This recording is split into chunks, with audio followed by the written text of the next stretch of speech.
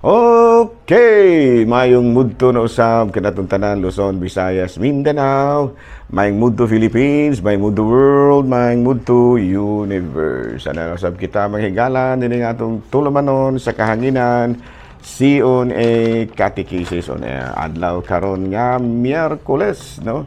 Pizza 25 na kini sa bulan San Septiembre, no? Ug padayon kita mahigala sa ato ang mga buhatunon, no? Padayon gyapon kita sa The Mystery of Creation ug moy ato karong gibatbat ang atong gituohan nga ang Ginoo mao'y naghimo sa langit ug sa yuta. No, kung mahisgot na gani kita og langit ug yuta, dili ginato malikayan nga mahisgutan po nato ang mga anghel, no?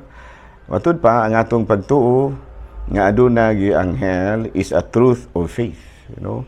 Gituo kita sa atong Katolikong simbahan, mituo gyud kita nga adunay mga anghel ug usa kini ka pagtuo nga atong ug usa kini ka kamatuoran nga makutlo nato sa atong pagtuo. So daghan kaayong mabasa kabahin ni ana, no, kining balaang kasulatan ug gitudlo usab kini sa mga nahauna kanato kining sacred tradition.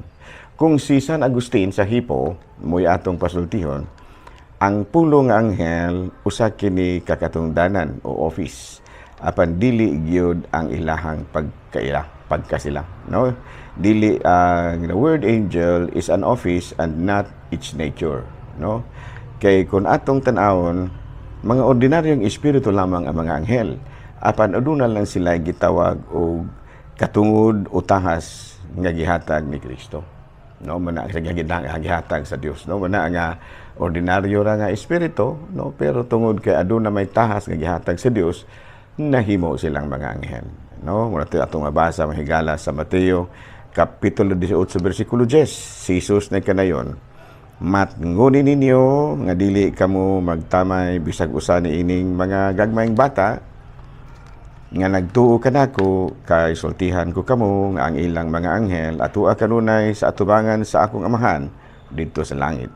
So kung ato pong tanawon sa Salmo kapitulo 103 bersikulo 20, daygan ninyo ang Ginoo ug pataling hugi ang iyang mga pulong, kamong mga anghel nga kusgan ug gamhanan ug nagtuman sa iyang mga sugo.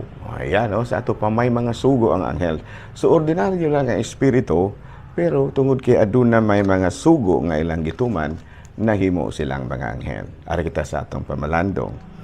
Kung atong pamalandungan ang gitudlo ni San Agustin nga ato usab nga mabasa sa Salmo 103 bersikulo 20 ug ingon man usab sa Mateo 18 kapitulo 10, makaingon kita nga bisan kita, no, aduna sa bisan kita bisan nga makaingon kita nga bisan di ay kita mahisama usab og mga anghel kung sundo nato ang gisugo ni Kristo, no? Kung mahimo kita mga mensahero sa pulong sa Dios, no? Sa ato pa kung atong kapuy-an sa buhat sa pulong ug sa buhat ang mga gitudlo sa atong Ginoong Hesukristo, may puruhan po nga kita mahimo pong sama sa anghel. O baka kung makahimo kita pagtabang sa atong isig kaingon sama sa gibuhat, no? Sama sa gibuhat sa mga anghel kang Lut, sama sa gibuhat sa mga anghel kang Hagar ug ni Ismael ug ni Hagar, no, nga gitabangan sila sama sa iyahang pagpugong kang Abraham sa iyahang pagpatay unta sa iyang bugtong anak nga si Isaac. Kung makahimo kita og mga butang nga ingon ni ana, kung makahimo kita pagtabang sa atong isig kaingon, pwede po di ay nga mamahimo kitang sama sa mga anghel. Kaya ang pagka-anghel di ay dili usa ka natura, kung dili usa ka tahas. Ato pa, kung makatuman kita sa mga tahas nga gihatag sa Dios kanato, mahisama usab kita sa mga anghel. No? Klaro? Bino, padayon kita o ari kita mahigala sa ato ang mga special points. Balik-balikan nato katong atong gihisgutan, no? Atong nakasabay nga kalabay nga adlaw sa kagahapon Martes, no? O katong giingon nato nga ato yung bunyagan ang mga gagmayng bata, no? Sa ato nang i-review gamay sa Mateo kapitulo 19 bersikulo 14, si Jesus nagkanayon, paduula kanako ang mga bata ug ayaw sila pagdidi kay ang gingharian sa langit sama sa mga tao nga ila sa mga tao nga sama kanila. Unya Si Jesus usab miingon ngadto sa Juan kapitulo 3 bersikulo 5, sultihan ko ikaw, walay makasulod sa gingharian sa Dios gawas kun matawo sa pag-usab sa tubig o sa kalayo. So makaingon kita nga kinahanglan gid ay ang bunyag sa tanan. Noon nya kung simba ko ang bata mga higala adunay problema o dili mo moabot sa pagkadakong tawo, kuhaon na siya sa Dios, ay puluhan na di sa kasulod sa langit kung wala siya bunyag. Ana no? So, onya, matod palagi, the church received from the apostles the tradition of giving baptism even to infant. No, sa ato pa, kining ato ang dawat nga, kining ato ang pagbunyag nga dagko na dili na kay ato-ato lang, no? Nadawat nato kini gikan sa mga apostoles, mo na gitawag nato og apostolic tradition. O kung atong basahon sa